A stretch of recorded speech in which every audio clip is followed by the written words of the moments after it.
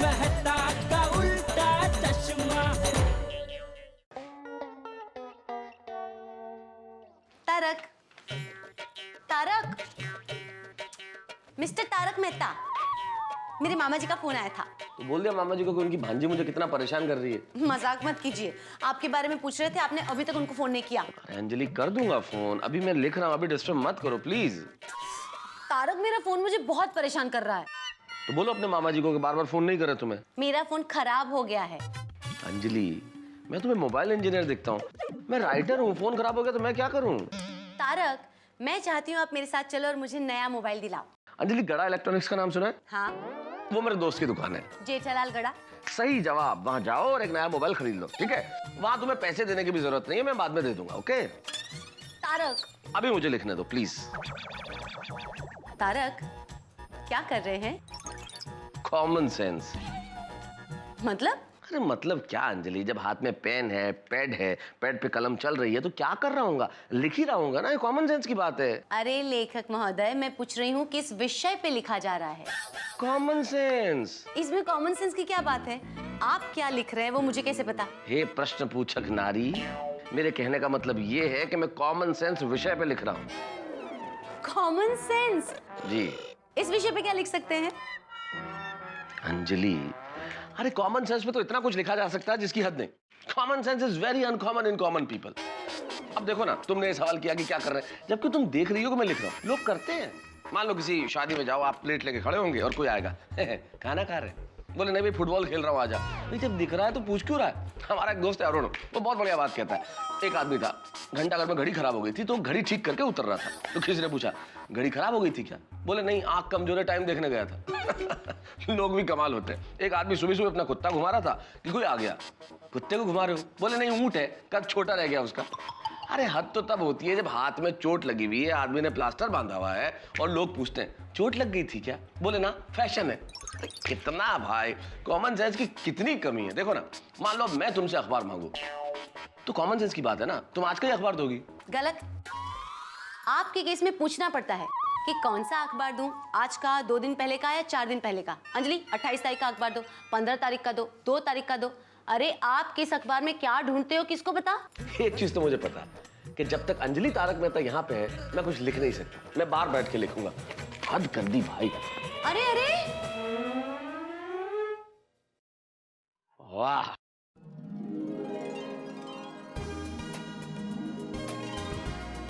क्या बढ़िया माहौल है। पर आज तो बच्चे भी नहीं खेल रहे। आज आएगा लिखने का मजा। अब यहाँ बैठ के शांति से लिखता हूँ।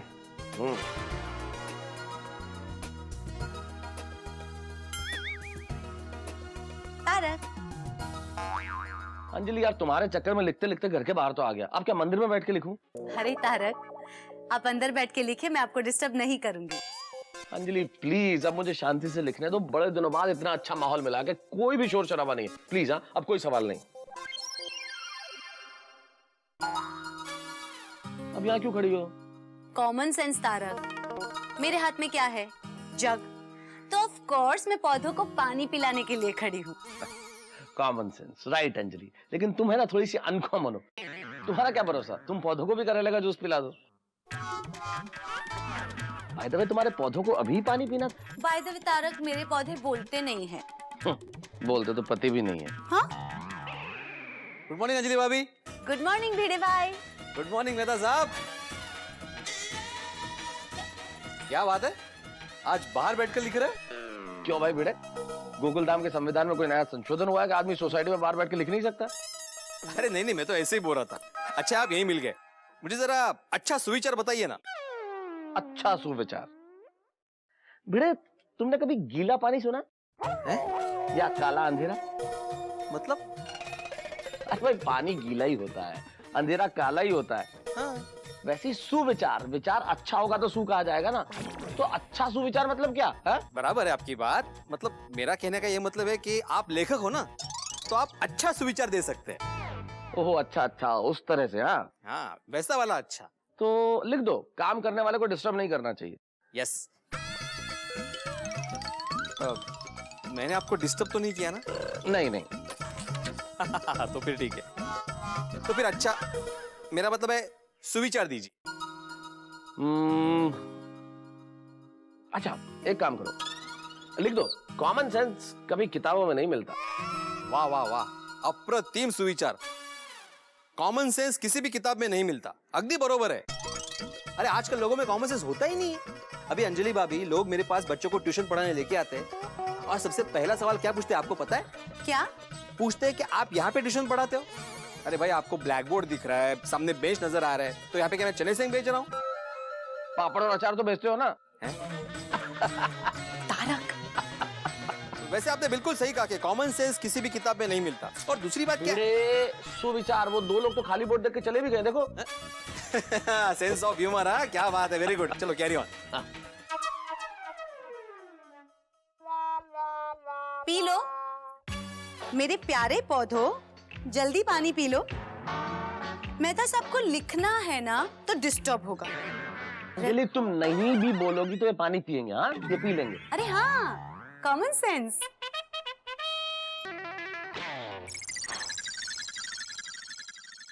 Uncle, catch. क्या कर रहा है?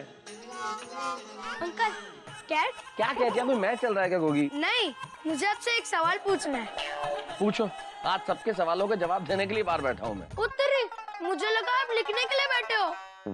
अरे पूछना भाई, क्या सवाल है तेरा? पूछा बेटा, पूछ। हाँ, देखो, पृथ्वी गोल घूमती है, राइट? यही सवाल है तेरा? हाँ। हाँ बेटा, पृथ्वी गोल घूमती है।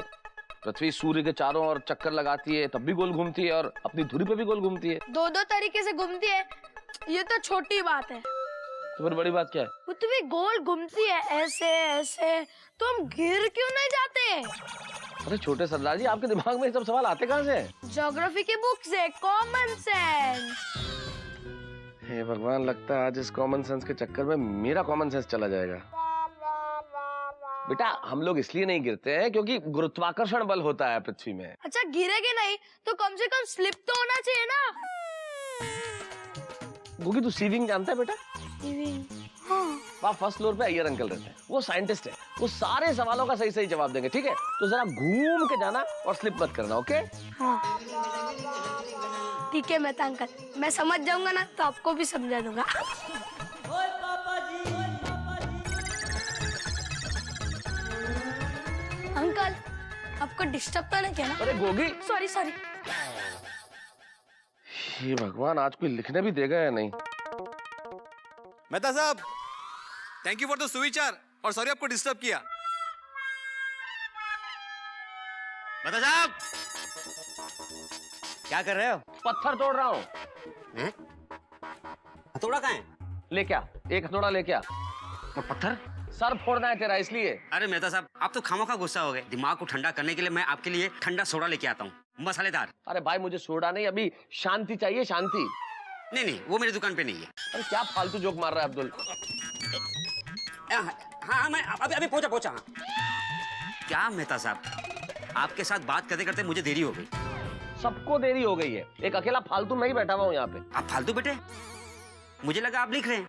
अरे अब्दुल, सॉरी मेहता साहब, मैंने आपको डिस्टर्ब तो नहीं किया ना? अरे जा रहा हूँ।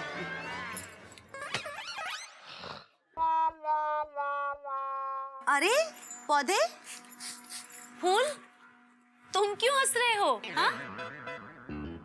क्या कहा? शांति बाहर नहीं, घर में मिलेगी। अंजलि, अपना सेंस ऑफ ह्यूमर प्रदर्शित करना आप बंद करेंगी प्लीज? हाँ, और प्लीज मेरे लिए कुछ नाश्ता लेके आओ। ओके, अभी लाती हूँ। हे भगवान, लगता है इस जगह में आज कुछ प्रॉब्लम है। आर्टिकल पूरा ही नहीं हो रहा है, जैसे देखो डिस्टर्ब कर रहा है। कहीं और बैठ के लिखता हूँ।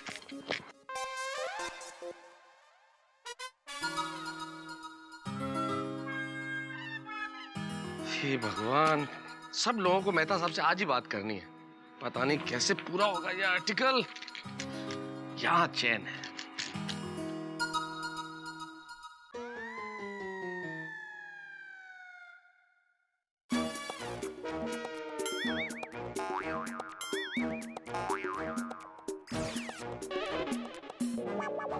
अरे नहीं अंकल, आप लिख रहे थे ना, इसलिए आपको डिस्टर्ब नहीं करना चाहता था, इसलिए आके चुपचाप बैठ गया। क्या मासूमियत है ना। Thank you. A thank you. अब आए गया तो कर ले डिस्टर्ब। बोल क्या काम है। आप इतना फोर्स कर रहे हो तो आपको डिस्टर्ब कर ही लेता हूँ। मेरी टीचर ने कहा है कि एक निबंध लिखने को, जैसे एक घायल सैनिक की आत्मकथा, एक किसान की आत्मकथा, जैसे एक महान वीर जवान की आत्मकथा, वगैरह वगैरह। अच्छा तो तू क्या लिख रहा है। एक महान लेखक की आत्मकथा। वाह, लेखक की आत्मकथा। I am proud of you, good thought. लेकिन बेटा क्या लिखोगे, क्योंकि एक लेखक की जिंदगी के अंदर फूल कम और कांटे ज्यादा होते हैं, परेशानियों के सिवा कुछ नहीं होता। तो अच्छा है ना, मैं कुछ अलग लिखूंगा तो मेरा क्लास में वट पड़ेगा। अरे अब वट की चिंता मत कर गोली, अपने वेट की चिंता कर। और बेटा साथ में मेरे टाइम की भी चिंता कर, मैं थोड़ा बिजी हूँ। तारक अंकल आप लेखक है, आप नहीं बताएंगे तो कौन बताएगा। क्या बताऊं तुम्हें, क्या पॉइंट्स बताऊं। सबसे पहला पॉइंट तो ये है कि एक लेखक को कोई शांति से लिखने नहीं देता। एक लेखक एक आर्टिकल लिखना चाहे तो लोग आ जाते हैं निबंध लिखवाने के लिए। अरे अंकल थोड़ा स्लो बोलो, मैं नोट कर लेता हूँ। हाँ तो लिखो गोली के लेखक होना इतना आसान नहीं होता। नहीं नहीं वो पहले वाला। अरे जो बोल रहा हूँ वो लिखना भाई। अच्छा श्योर। लेखक होने के लिए आपको आवश्यकता होती है अध्ययन की। लेखक होने के लिए आपको आवश्यकता होती है पेशेंस की। पहली आवश्यकता होती है कि आप बहुत पढ़ें।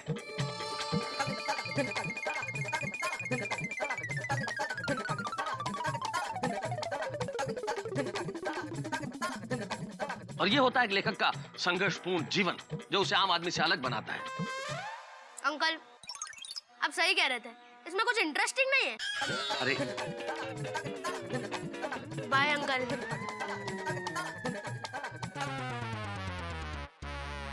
सॉरी अंकल, आपको डिस्टर्ब तो नहीं किया। अरे एक गोली, पता नहीं किस मुहूर्त में लिखने के लिए बैठा हूं आज मैं। नल में से जैसे पानी की बूंदें टपकती है वैसे लोग टपक रहे हैं, एक के बाद एक, एक के बाद एक। गुड मॉर्निंग मेहता साहब। लो एक और टपका। क्या बात है, आज सुबह सुबह यहाँ बैठकर लिख रहे हैं। क्यों, भारतीय संसद ने कोई नया कानून पास कर लिया कि मैं यहाँ बैठ कर लिख नहीं सकता। नहीं नहीं नहीं, आप जहाँ मर्जी चाहे बैठकर लिख सकते हैं भाई। आप स्वतंत्र भारत के स्वतंत्र नागरिक हैं और गोकुलधाम सोसाइटी के माननीय मेंबर हैं। भाई मैं भी सोसाइटी में अलग अलग कोनों में जाकर लिखता हूँ। एक राइटर के लिए अपनी स्पेस बहुत जरूरी है। स्पेस से ज्यादा अभी पीस की जरूरत है। करेक्ट। भाई मेहता साहब मैं कहीं आपको डिस्टर्ब तो नहीं कर रहा। नहीं नहीं, और ये कह के मुझे डिस्टर्ब करने वाले सुबह से आप पांचवें व्यक्ति हैं। कमाल है, लोगों को समझ में ही नहीं आता। एक अच्छा भला आदमी सुबह सुबह अपना काम कर रहा है, आर्टिकल लिख रहा है, ना आओ देखा ना था, बस कुछ देखा नहीं सोचा नहीं, आते जाते डिस्टर्ब करना शुरू। तो आप क्या करने के लिए आए हैं? अरे मेहता साहब मैं तो आपको एक अवार्ड विनिंग आर्टिकल लिखने का सुझाव देने बैठा हूँ। नहीं चाहिए। देखिए फिर बाद में मत बोलेगा कि पत्रकार पोपटलाल ने बताया नहीं, किसी और को अवार्ड मिल गया तो। मेहता साहब आप कुंवारों की समस्या पर आर्टिकल लिखिए ना। कुंवारों की समस्या? पोपटलाल तुम्हें कितनी बार समझा चुका हूँ मैं कि समस्या कुंवारों की नहीं है, समस्या शादीशुदा लोगों की होती है। अरे तुम क्या जानो कितनी समस्या है। पत्नी को हर वक्त प्रसन्न रखने की समस्या, पत्नी के रिश्तेदारों को खुश रखने की समस्या, उसके लिए सामान लाने की समस्या। तारक, हाय तारक। और ये देखो डाइट फूड खाने की समस्या। अरे मेहता साहब ऐसे बहाने बनाकर आप बच नहीं सकते। मैं तो कहता हूँ सरकार को एक नियम बनाना चाहिए, एक उम्र के बाद अगर किसी सभ्य और संस्कारी व्यक्ति की शादी ना हो रही हो तो उसकी शादी कराने की जिम्मेदारी सरकार की है। वाह बहुत बढ़िया आइडिया पोपटलाल। यानी कि सरकार जितने 50 साल के कुंवारे हैं उनको ढूंढ ढूंढ के एक आजन्म कुंवारा होने का सर्टिफिकेट प्रदान कर दे और फिर कोशिश करे सरकार क्यों उनकी शादी करवाए। हाँ सरकार नहीं होगी, मैरिज ब्यूरो हो गई। हाँ मेहता साहब 50 साल को ज्यादा नहीं लग रहे हैं आपको? नहीं नहीं, मैं तो तुम्हारे हिसाब से सोच रहा था ना। नहीं मैं कहता हूँ कि आप 30-32 रखिए। देखिए अगर डिवोर्स के लिए कायदा हो सकता है तो शादी के लिए भी कायदा होना चाहिए नहीं? यानी कि तुम्हारे कहने का मतलब ये है कि सरकार सारे कामकाज छोड़ दे, ना महंगाई ना भ्रष्टाचार किसी में बात नहीं करे और संसद में बैठकर कुंवारों की शादी की समस्या की बात करे। हाँ तो उसमें गलत क्या है? भाई आपने वो कहावत नहीं सुनी, empty mind is a devils workshop, खाली दिमाग शैतान का घर। अगर आदमी अकेला होगा तो उसको गलत रास्ते पर जाने का विचार आएगा, लेकिन अगर उसकी शादी हो जाए, पत्नी हो, परिवार हो तो गलत रास्ते पर जाने का विचार ही नहीं आएगा। भाई पत्नी के इतने सारे काम होते हैं, उसके साथ फिल्म देखने जाना, उसके साथ शॉपिंग करने जाना, उसके लिए मेकअप का सामान खरीदना, उसके साथ सब्जी लेने जाना। आहा, अगर पत्नी होगी तो इंसान कभी नहीं भटकेगा भाई, गलत रास्ते पर जाने का उसे विचार ही नहीं आएगा। ये बात मैं तुम्हारी मानता हूँ पोपटलाल, लेकिन इस कानून के कुछ साइड इफेक्ट्स हैं। अच्छा, क्या? मान लो सरकार ये निर्णय ले लेती है कि वो सब कुंवारों को विवाह कराएगी, वेरी गुड। फिर भी कुछ तो कुंवारे छूट जाएंगे ना भाई। जैसा कि तुमने कहा कि कुंवारे हैं तो empty mind is devils workshop, तो वो गलत मार्ग पे जाएंगे। तो समाज को गलत मार्ग से बचाने के लिए उन कुंवारों को सरकार हिमालय में भेज देगी, काला पानी भेज देगी सजा के लिए। Cancel cancel cancel. क्या शादी करना कैंसिल? अरे नहीं मेहता साहब, भाई ऐसे मुद्दे उठाना कैंसल जिनके इस तरह के साइड इफेक्ट हो। मतलब शादी करना कैंसिल? पोपटलाल भाई, आप इनकी बातों पे ध्यान मत दीजिए। मैं कहती हूँ ना, आपकी शादी होगी और जरूर होगी। थैंक यू अंजलि भाभी, थैंक यू। चलिए आप भी इनके साथ नाश्ता कर लीजिए। नहीं अंजलि भाभी, क्या है कि मैं मेहता साहब को और डिस्टर्ब नहीं करना चाहता और मुझे बहुत सारे काम है, तो मैं बाद में मिलता हूँ। मेहता साहब गुड डे। अरे लेकिन पोपटलाल सुनो। नाश्ता कर लो पोपटलाल भाई, चलिए आप नाश्ता कर अरे लीजिए। क्या नाश्ता कर लीजिए, दिमाग का दही हो चुका है, मैं और नहीं खा सकता ये। अरे क्या बच्चों की तरह पीछे भगा रहे हो तारक? और वैसे भी कॉमन सेंस, सलाद के बिना रायता कैसे बनेगा? अरे भाई मेरे दिमाग को भी पुशअप्स की जरूरत है। अरे मुझे आर्टिकल लिखना है, मुझे भी एनर्जी चाहिए, और एनर्जी के लिए मुझे ये सलाद नहीं, मुझे मसालेदार खाना चाहिए ताकि मैं कुछ सोच सकूं। मिस्टर तारक मेहता, सीधे सीधे कहिए ना कि आपको कुछ चटपटा खाने का बहाना चाहिए। अरे बहाने की क्या बात है इसमें? अंजलि भाभी जी, वो आप भी कमाल करते हो। वो जैसे अपनी गड्डी चलाने के लिए पेट्रोल डीजल के साथ तेल डालना भी जरूरी है ना, ऐसे दिमाग एकदम तंदुरुस्त रखने के लिए डाइट फूड के साथ चटपटा खाना भी जरूरी है। क्या बात कर रहे हो यार छोड़ी। ये हुई ना बात कोई। बिल्कुल गलत छोड़ी भाई। अच्छे दिमाग के लिए अच्छा स्वास्थ्य होना जरूरी होता है, और इनके स्वास्थ्य के लिए मसालेदार खाना हानिकारक है, इसलिए इनको मेरे हाथ का डाइट फूड ही खाना पड़ेगा। चलिए खाइए। मैंने कहा ना कि मैं नहीं खाऊंगा अंजलि, मतलब नहीं खाऊंगा। पक्का? अरे लिख के दूं क्या? नहीं, आप तो सिर्फ कॉमन सेंस के बारे में लिखिए। ओए होए मेहता साहब, और मेरे को आप पे बहुत दया आ रही है। दया करने लायक ही है ये जिंदगी। और नहीं मेहता साहब, कोई सलाद वलाद की आप चिंता ना करो। और मेरे कार चलो, वहाँ फर्स्ट क्लास आपको चटपटा मसालेदार नाश्ता करवाता हूँ। क्या कर रहा है? नहीं यार, अंजलि आने नहीं देगी, और अगर आने देगी तो फिर खाने नहीं देगी। एक काम करो, आप घर में चलो, मैं पीछे से आता हूँ, फिर फर्स्ट क्लास कोई चटपटे मसालेदार रास्ता निकालते हैं। वो रास्ता नहीं छोड़ी, नाश्ता। नाश्ता पक्का पक्का। डायबिटीज, एसिडिटी, ब्लड प्रेशर, बदहजमी। आप कहेंगे मेहता साहब भाई ये बीमारियों के नाम क्यों ले रहे हैं? मैं नाम इसलिए ले रहा हूँ कि साहब अगर किसी को ये बीमारियां हो तो वो कुछ ना खाए, उसे खाने पीने से परहेज करना ही चाहिए। लेकिन मैं तो भला चंगा हूँ, लेकिन मुझे कुछ खाने को क्यों नहीं मिलता? क्या करें, मेरे पास बीमारियां नहीं है, लेकिन डाइट क्वीन अंजलि है, कुछ भी खाने को नहीं देती। लेकिन कुछ ना कुछ रास्ता तो निकालना पड़ता है साहब। अब मेरे शानदार, जानदार, दिलदार दोस्त सोढ़ी ने ये बीड़ा उठाया है कि मुझे वो शानदार खाना खिलाएगा, लेकिन ये कोई पान का बीड़ा तो है नहीं कि आ किया और मुंह में रख दिया। अब देखना ये है कि क्या प्लान करता है सोढ़ी। सोढ़ी का प्लान कामयाब होता है या नहीं, और अंजलि इस प्लान में क्या रोड़ा अटकाती है। भाई मुझे भगवान बचाए अंजलि से और पकवान मिल जाए, बस। यहाँ मुझे भगवान मिले ना मिले, लेकिन आपके घरों में हंसी का 56 भोग तैयार रहेगा। बस देखते रहिए और उठा के लगाइए तारक मेहता का उल्टा चश्मा में।